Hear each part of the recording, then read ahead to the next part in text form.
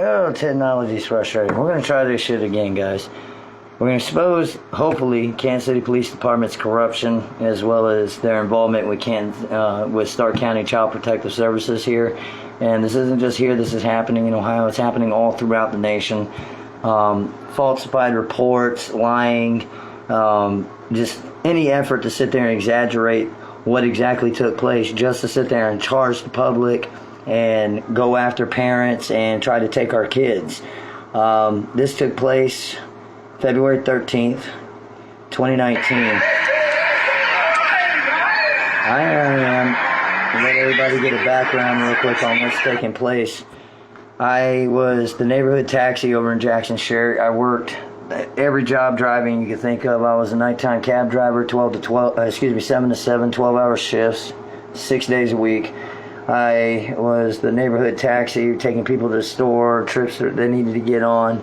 I was Uber, I was Lyft, I did everything just so I can get the hell out of Jackson Sherritt, and saved up quite a bit of money. Now, if you notice this Impala right here, I had just taken the people that live over here in this apartment to the grocery store that live around this side here, was their front entrance, and helped him carry his groceries inside. Now, if you see all this stuff right here, that's called snow. It's really fucking cold, pardon my language. So I left my kids in a manual stick transmission vehicle in park and made sure that, they were left in a warm car as I helped my neighbor, who I took to Save-A-Lot, carry his groceries in. Now, as I come back, these officers were pulling in to tag this Impala here that didn't have any tags on it. Nothing to do with me, nothing to do with my kids, nothing to do with anything that's going on. And these assholes are talking about they're going to arrest me, child endangerment, they're taking me to jail, they're kidnapping my kids and taking them, they're calling CPS to come take them away. This is what I get.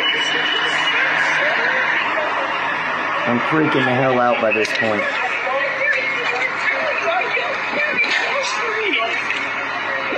Now remember, they're doing all this because they're, safety of my children, guys. Remember, this is the safety of my children, but my children are sitting comfortably strapped in their car seats in the back seat, freaking the hell out, crying, wondering what the hell's going on with Daddy. Telling them over and over again, I'm helping my neighbor carry in groceries. I'm helping him carry groceries. That's Officer Brown, Officer Cochran. Thug bullies, people. Look at this. This is what happens.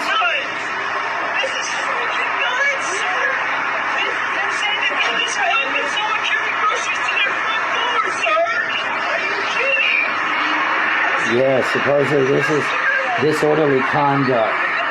This is blatant disrespect to the law and outright weird and unjustified behavior, according to Officer Brown on the report, people. Guys, how would you act if they're doing this shit, saying they're kidnapping and taking your kids and they're charging you for child endangerment? Kept asking me about drugs, kept asking me what do I got on me, what did I take? I was helping someone carry groceries inside, dude. The person who I tried to help carry groceries, here's all the commotion. He came outside, he's seeing how they're acting, and he was video recording, and then this is the behavior he got. Now remember, they're so petrified and worried about my kids, right, and their safety. Look what y'all did to my kids. Anyone going to check on them? Please, I'm trying to get to my kids. I want to supervise them, man. The whole time I'm trying to get to my kids. Y'all are freaking my kids. I stopped. Guys, listen to this.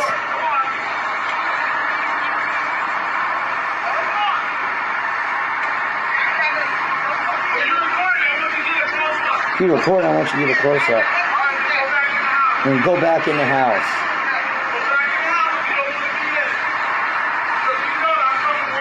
Because if you don't, I'm coming where you are. But threats of intimidation, right?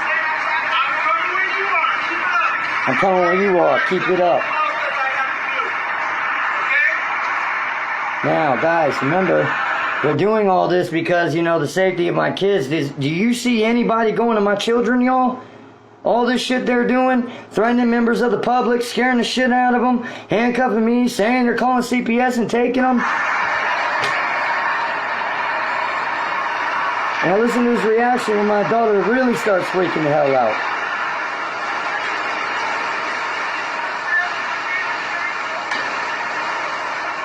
Do you see anybody going to the kids? Oh my Lord. Yeah, now it gets better. Here's the report from that incident. Right here. Incident report number 1901876. You guys can look it up. Wednesday, February 13th. Sergeant Cochran and I are working SMHA at the 1300th Street Southeast. Received a complaint regarding a brown Chevy Impala parked on the property with no valid plates. While there, I observed white male subject, Justin, coming out towards me from the apartment complex as I just finished dropping off the groceries. He continued walking towards me, stopping after reaching his running silver Nissan hatchback. Yes, because my kids wanted warm and comfortable until you scared the shit out of them. Once he stops at the vehicle, officers discovered Mr. Nicely had 3 children. It was then that they discovered I had 3 children in the car. They didn't even see my kids the whole time that they were there, which was a total approximate minute and a half that they pulled up. And this is what I got. Now, listen to what they told CPS. And hopefully this time, folks, the video will play. Yeah. Okay, so it was just stated that reporter saw 3 young children in the car. Reporter parked and approached the car. It was running. One of the children spoke to reporter. The children were asked several questions before father came out of the house. The children were in the car for about 5 to 10 minutes alone. Father was questioned about why he left the children in the car. Father refused to answer. He was uncooperative. And then once he was told CPS would be contacted, he yelled that the children would be removed by Children's Services, and he was very upset. That was the complaint. Okay. Now, do you hear that over-exaggerated bullshit? They were out there 5 to 10 minutes out there with the kids, engaging with them, talking to them, wondering where their daddy is. It was only then that I came out, and then they sit there and discuss. Guys, their report and the video evidence and what took place and what they called CPS to tell them was complete opposites. Now, here's the icing on the cake. Guess who the investigating officer was for CPS? Does that name ring a bell, guys? Bree MacArthur, who in turn, as of March 29th, 2019, have closed the case involving your family. Your family has numerous strengths, such as bonded and being able to meet your family's basic needs. During our meeting, it was clear to me that you care and love for Zachary, Damien, and Hope, and you want what's best for them, and you are willing to do anything to protect your children. Well, obviously, you guys didn't realize that, because that's what we're doing for all these kids out here.